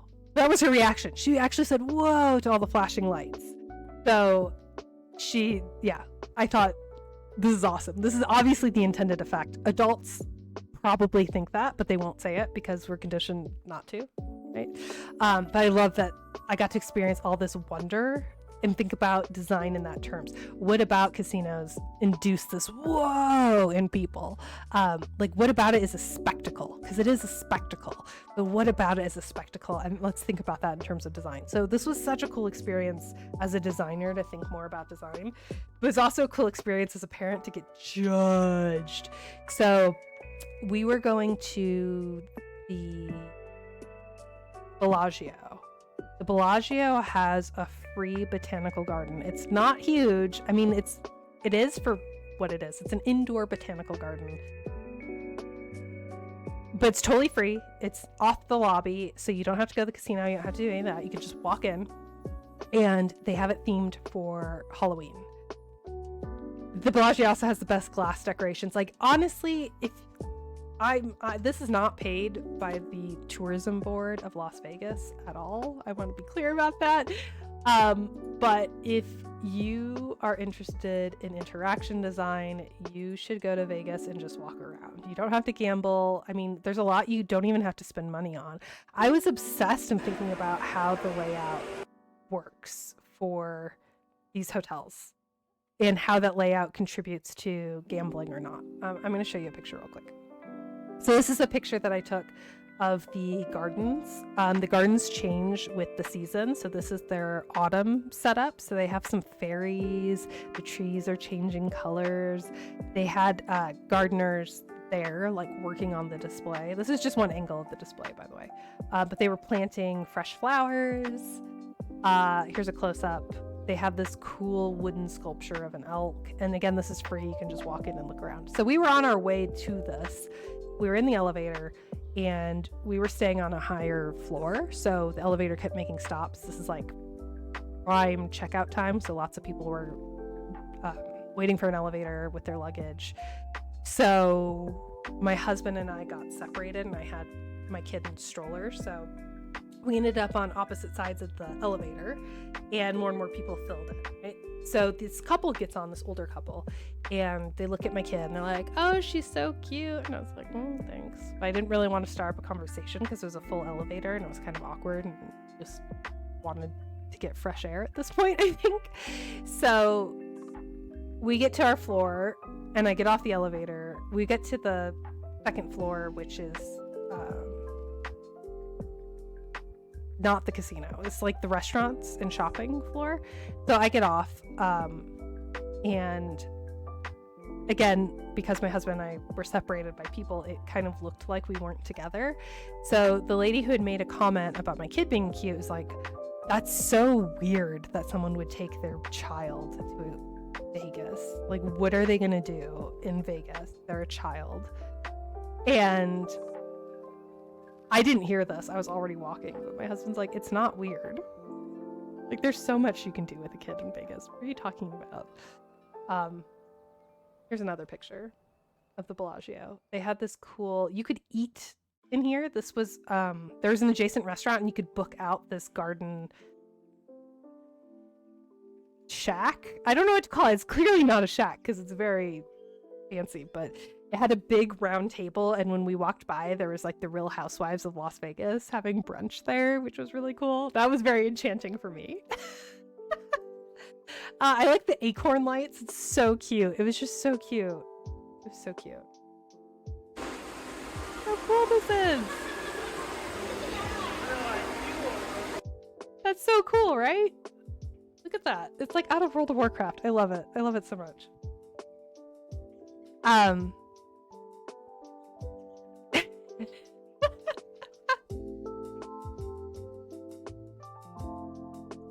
Yeah, the airport has slots everywhere, right? There's a social element to interactions too. I'll see people respond out loud in a movie theater, and I'm pretty sure they wouldn't respond vocally in their own homes, right? Right? Next time anyone inserts themselves, say I'm a doctor of sociology. I think I'm right. No, like, I feel like that's a self-own. They're gonna be like, oh, you're not a real doctor? Great. Cool. Good job. They totally do have childcare on site. I just don't trust people with my kids. And Sexolio, you're right. There's a huge push to make Vegas more family friendly. And we had a great time. Like, We went to Meow Wolf there, obviously. We went to the aquarium in Mandalay Bay, and here, I'll show you this. This is now a vacation stream. Let's chill with everyone. Oh, we went to Medieval Times. Not Medieval Times. We went to... Crap, what is it called? The Tournament of Kings. Went to the Tournament of Kings. Really cool. Our room also had a view of the Sphere, which kids love. I thought it was strange. We did not go into the Sphere because tickets were like $250 a piece. And I'm afraid of heights, and I get motion sick easy, so I don't want to spend $250 for a bad time. Let's see what else. Kid friendly. The Venetian was decorated for Halloween really well. Loved it. Loved it, loved it. Medieval time. No, not medieval times. Tournament of Kings. Super cool. This is what the arena looked like. They straight up shoot off fireworks at the end of the show. And here's a good UX moment. More user experience design pro tips. Our waitress saw that we had a toddler with us, and she brought us earplugs, like the disposable foam kind that you like and should then put in your ear, and the foam expands. So it wasn't a perfect fit, but we were unaware. There was like, oh, there'll be dirt and smoke and flashing lights and loud noises, but we didn't realize by loud noises they meant literal fireworks. They shot off fireworks in the performance, which is very loud, and honestly I wish I had ear protection. It wasn't bad, it was brief, right? But if we were going to a firework display with our kid, we definitely would have brought ear protection. We were unaware, so the fact that they accommodated that was, oh my gosh, chef's kiss, wonderful, love it. Love it. It was so good. It was so good. Yes, the best example of level design is Disneyland. Absolutely. Absolutely. This is like dark Disneyland, I would say. The level design isn't dissimilar, shall we say. This is really fun. So the Tournament of Kings has like King Arthur, right? And the succession of King Arthur's throne is being challenged by the evil Dragon Knight. We were sitting in the Dragon Knight section, and he unleashes his dragon warriors, and they come out with like flames and smoke, and the lighting effects are like a fairy ball. It's really good. And my kid got scared, reasonably so. Like, it's supposed to be scary, right? And there's bangs, they shoot off fireworks. Here's some more pictures. We were allowed to take pictures and share pictures, but we weren't allowed to take video, so I have pictures. They were doing some sword fighting, and it's pretty close. We were in the second row, and my kid got scared because there's metal and sparks flying. And now she looks at these pictures, she'll say scared, and she wants to see these pictures because she wants to feel scared, which is really interesting. Really interesting.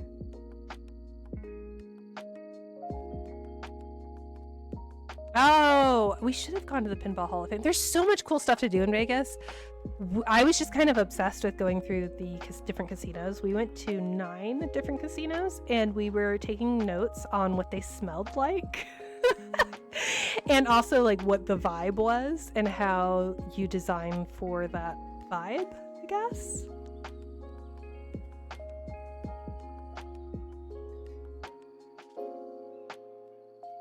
She wants to experience Eustress. It's her horror movie. For sure, for sure. Do you want my list? You want my list of what the different hotels smelled like?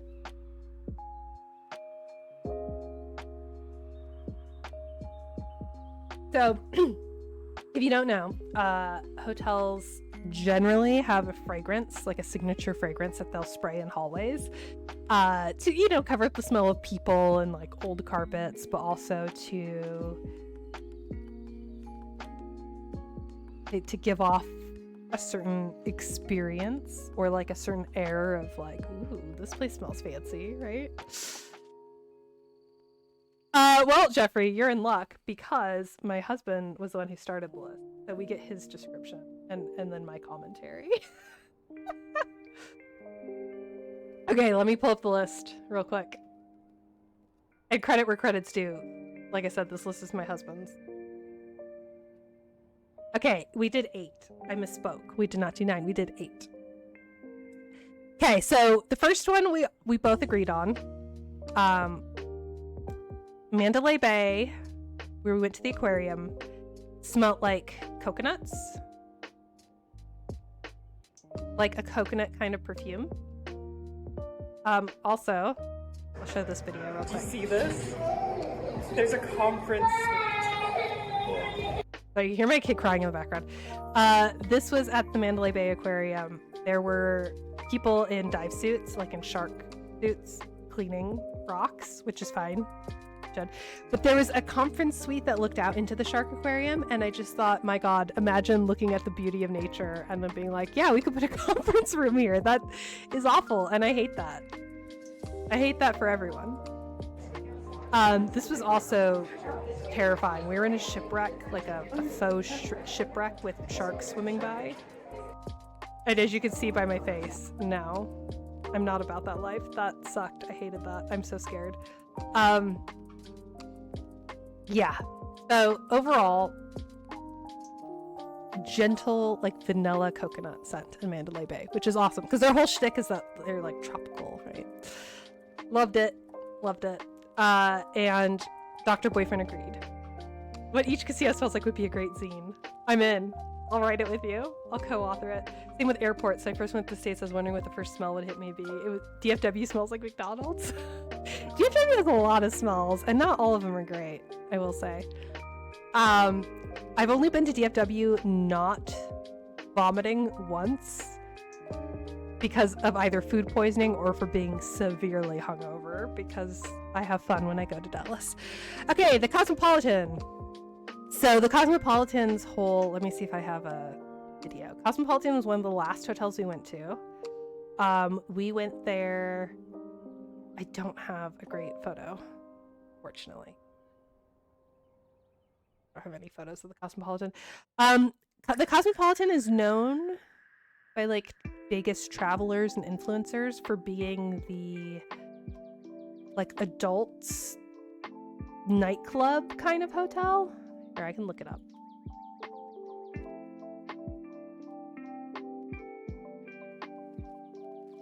It's supposed to have a... Okay. This is what happens when you... It's supposed to have like a artsy feel to it, but it ends up feeling kind of nightclubby. They have an Instagram. Okay. Like, do they have any pictures of just the floor? So it's quite dark. I mean, casinos are dark, right? You're not supposed to know what time of day it is.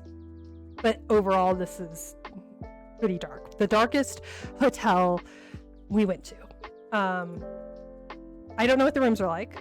Obviously, I didn't go into the rooms. But they seem kind of modern, dark, nightclubby, with some art.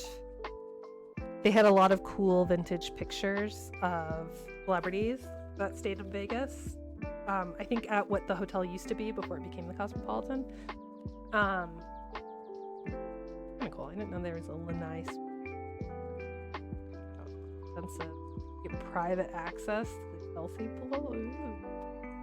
Anyway, we didn't spend time there because it's obviously very geared toward adults. They don't have like children's entertainment there at all. They don't have anything like exciting for families, I'd say. So the smell of the Cosmopolitan, we struggled a lot with. It smells a little bit artificial and plasticky, and then also kind of like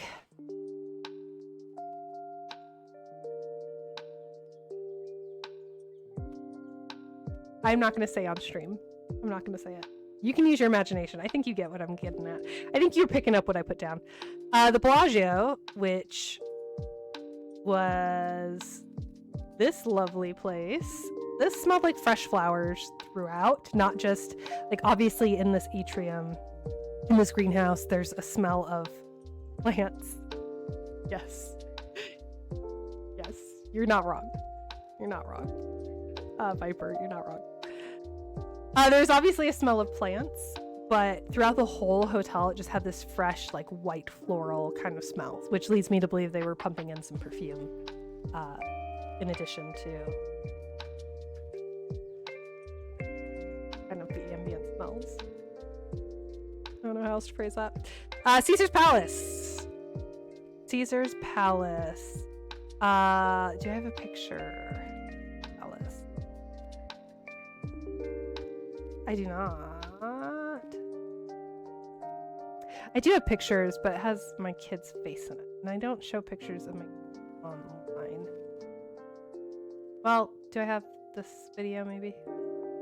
If it loads. This is actually outside of Caesar's Palace. But that's fine. Okay.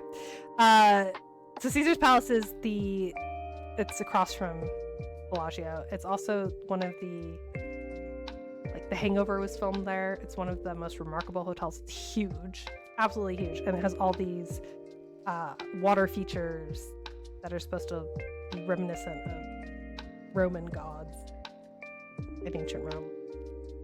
They have like Neptune everywhere and a bunch of water features. It smelled mid, according to my husband. His notes on it were that it smelled mid. I thought it smelled like men's cologne, like to the point where I thought someone with like wearing men's cologne was walking in front of me, and I was like, oh, interesting. Oh, Ocean's 11 was there too, yeah. But I smelt it everywhere, like no matter where if we were on the casino floor, if we were in the shops. I did visit a shop. For those of you who know my deep lore, I love perfume, thanks to my friend Deepug Zelly. So I went to this store, Creed, not the band. There is a cologne manufacturer who started making clones in England in the 1700s called Creed, and they make one of my favorite scents ever called Ventus, which is a really strong masculine cologne that I have had people tell me smells like frat boy. I love it. I can't get enough of it. It makes sense that it was at this hotel because the whole hotel kind of smelled like a frat boy. But I guess that's what my spouse meant when he said mid. Oh boy, Excalibur. So we went to the Tournament of Kings at Excalibur, and it smelled not great. Not great. Just not great. I don't have any pictures of the arcade. So Excalibur has an arcade for kids. They also have some cute like gift shops that have medieval themed cute things. I was obsessed by this pink cloak. I liked it. And they have a pink shield and a pink sword. I mean, very gendered, but still it's pink and it's cute. It was probably the worst smelling place I have ever been in my life. It smelled like sewage and cigarettes. It smelled horrible. It was not good, unfortunately. The show was fun though. Honestly, it was so bad that when we got closer to where the Tournament of Kings happened, it smelled like horses and horse poop, and that was refreshing because horse poop kind of smells like hay, and that's fine. But we went to Harrah's to eat at Gordon Ramsay's restaurant, and it smelled pretty bad, like cigarettes on the casino floor, which is to be expected. But then it just kind of smelled like roses, like old lady perfume. I hope that's not mean to say. I don't mean it in a mean way. It was really good though. Gordon Ramsay's restaurant was probably my favorite out of all the restaurants we ate at. The sticky toffee pudding is awesome. Everyone talks about how good it is. It is actually that good. So is his risotto. Risotto is good. Gordon Ramsay, good job. We went to Paris to eat at Martha Stewart's restaurant. Oh, hold on. I have a picture of Gordon Ramsay. Not his restaurant necessarily, but his mac and cheese was also pretty good. This is scallops with a pumpkin and parsnip, or carrot and parsnip risotto. I forgot now, but it was really, really good. I think I have a... Is there another picture I have? Oh, I have pictures that my kid took of my hand. This is a great picture, actually. This is parenting.jpg. This is the sticky toffee pudding, what's left of it. You can see the toddler just reaching her hand in, which is miserable because you would like to enjoy your food, and who knows where toddler hands have been. We did take her to the toilet to wash her hands, but a lot can happen between then and now. There's Dr. Boyfriend, who's eating something and looking on. Amusement and horror. That is baked mac and cheese in the background, which is really good. Therapeutic! You didn't wake up today learning about Vegas from a sensory perspective. Kind of want this for other cities. You know, I'm just obsessed with design. Oh, you wear David Bowie's scent. Oh, nice, Viper. I want more influencers to do that. I want scent influencers to go out there in the world. Wait, okay, what hotel am I missing? Oh, Paris, right. I was going to show you Paris. So we went to Martha Stewart's restaurant called the Bedford in Paris. I have some pictures of that. I actually took a little video. So here is Martha Stewart's restaurant called the Bedford. This is Paris in general, so it's supposed to look like Paris. Obviously, Martha Stewart's restaurant looks like Connecticut, I think, is where it's supposed to be. I love the Halloween decorations. I was also on high alert for which hotels and casinos decorated for Halloween and which didn't. So the Venetian and the Palazzo had very subtle, like, pumpkin decorations. Lower key than the Bellagio. The Bellagio kind of went full on fall glamour, woodland, whatever. Paris had none, but individual stores and restaurants did. So Martha Stewart really subtly just has these little spiders in the topiary, which I thought was super cute. I was really excited. I told the wait staff, like, oh my gosh, I love the topiary, I love the spiders, and they were like, nice. They were quite cold. They were not as warm as the Gordon Ramsay staff were, but Gordon Ramsay did not decorate for Halloween. Paris did not smell like Paris. As soon as we walked in, I made a joke like, haha, this is gonna smell like public urination. It did not. It smelled like warm oak. Martha Stewart's restaurant did not have a distinctive smell. It smelled like air conditioning. Like they were pumping air into that restaurant. So it smelled not like a casino. So this is the fall decor. Very understated, very subtle. That's our stroller next to the fireplace. This is what the whole restaurant looked like. Very Martha Stewart, very clean. One of the small details that I really liked, aside from the pictures of birds, which is, I didn't know Martha Stewart was into bird watching, but here we are. Here are pictures of Martha Stewart when she was a model, because I forgot about that. But the small detail that I really liked is they did not have candles. They had these special small lights that mimic a candle and actually gave off quite a lot of light. Look at the menu. And they matched the the LED light color to the tabletop. So this is a marble table and it has a white light, and this is a brown wooden table with a brown light. And I just thought that was a really nice touch. I am drinking a Martha's Perfect Manhattan, by the way. She knows how to make a good Manhattan, I'll say that. Very demure, very mindful. Pity it didn't look like a prison. Yeah, that'd be cool if they produced a booklet that's like what each hotel smells like, so tourists can pick their hotel based on their smell. Although I don't know that anyone would pick Excalibur. The Venetian and the Palazzo is where we stayed. So this is the last one that I have a smell review of. And Dr. Boyfriend said it smelled like water, like kind of like a pool. I would add a caveat that it smelled like clean water. It didn't smell like sewage or like musty or like damp. It smelled like fresh. And even though there's I'm trying to find a picture of it. There's a a river that runs through the Venetian to mimic Venice. It did not smell like chlorine. It smelled like chlorine when you were on the gondola. We did a gondola ride because of course we did, because I love touristy crap. And on the gondola ride it smelled like chlorine, but when you were walking around the shops it didn't overwhelmingly smell like chlorine. So I thought that was pretty nice. How do I not have a picture of it?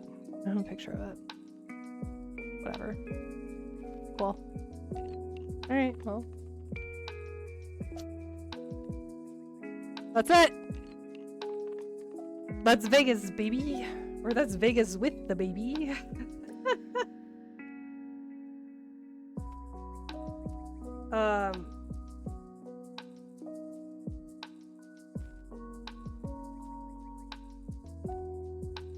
What's happening? What are we doing?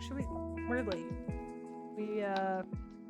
This is it. I wanted to play a Halloween game, but I was looking on TikTok and I couldn't find a Halloween game to play. So. Chat, could you do me a favor? I'm not traveling again for quite some time, so could you, or rather I'm not traveling in a way that means I have to cancel stream. So could you, in Discord, could you give me recommendations for a spooky game to play on stream? Thank you, Jeffrey. And if you aren't already a member of Discord, you can join there. Let me know a fun game to play. I want to play a spooky game. Oh, gross, Viper. Is that true? Chlorine only smells like chlorine when there's body fluids mixed in with it? No. No. What's mouthwashing? Is that the game? Or is that what phenomenon's called when you mix bodily fluids and chlorine?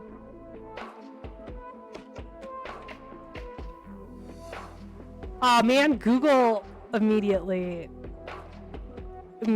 has, does chlorine only smell with pee? Come straight up. No, chlorine doesn't only smell when it reacts with urine. Chlorine reacts with many other substances in pool water to create a smell. Oh, I hate this.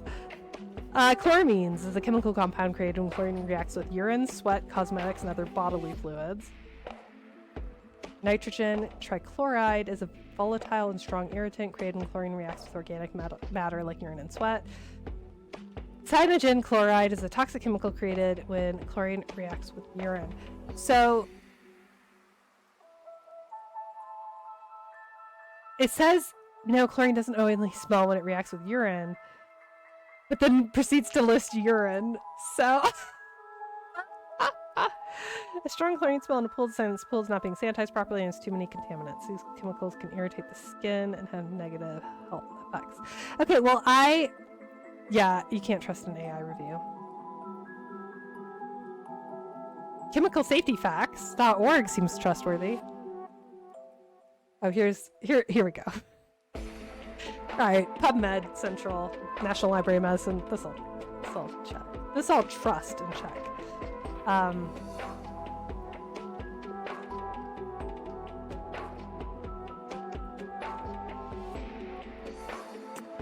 Wow, I didn't realize increased risk for respiratory disease was seen, not only in children, but also in swimming pool attendants and swimmers, based on nitrogen trichloride.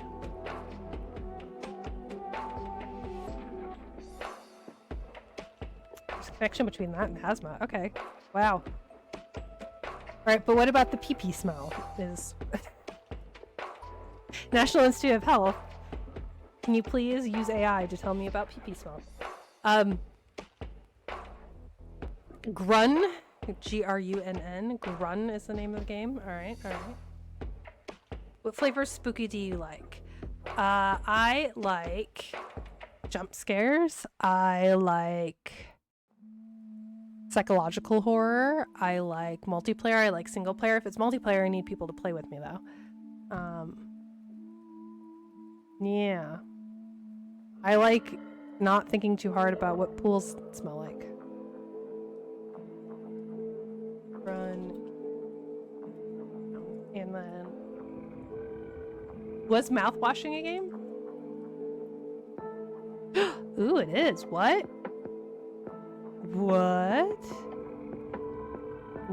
Sexhalia, what? This just came out.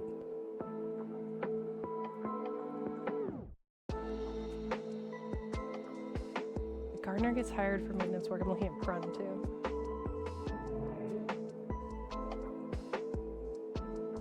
A simple task, but strangely some tools are missing. Owner of the garden is around. Oh, okay. This also just came out. Y'all are recommending some fire games. Or multiple endings, choices matter. Alright, good. This one looks great. Ugh. Oh, wow. This looks great. The 5 crew members of Tuplar stranded in empty reaches of space, shrouded in perpetual sunset. God is not watching. Oof. Alright. $12, let's go. Let's go. Did Jenna play mouthwashing and you did not like it? Tell me more. Mark Rober has a video on it. You can post it in Discord. Okay. Okay. So why didn't you like mouthwashing? I'm excited. I'd play this game next week. Too gory and scary. Okay. I'm not a huge fan of gore. Honestly. Thank you, Viper. You don't like horror. Well, I mean, that's fair. That's fair. Okay, friends. I am going to go fix my, you know, I'm actually gonna go eat. I want to eat. And then I'm gonna go fix my keynote. And then I'll come back next week with something fun and spooky. Come back with a spooky dookie. Something or other.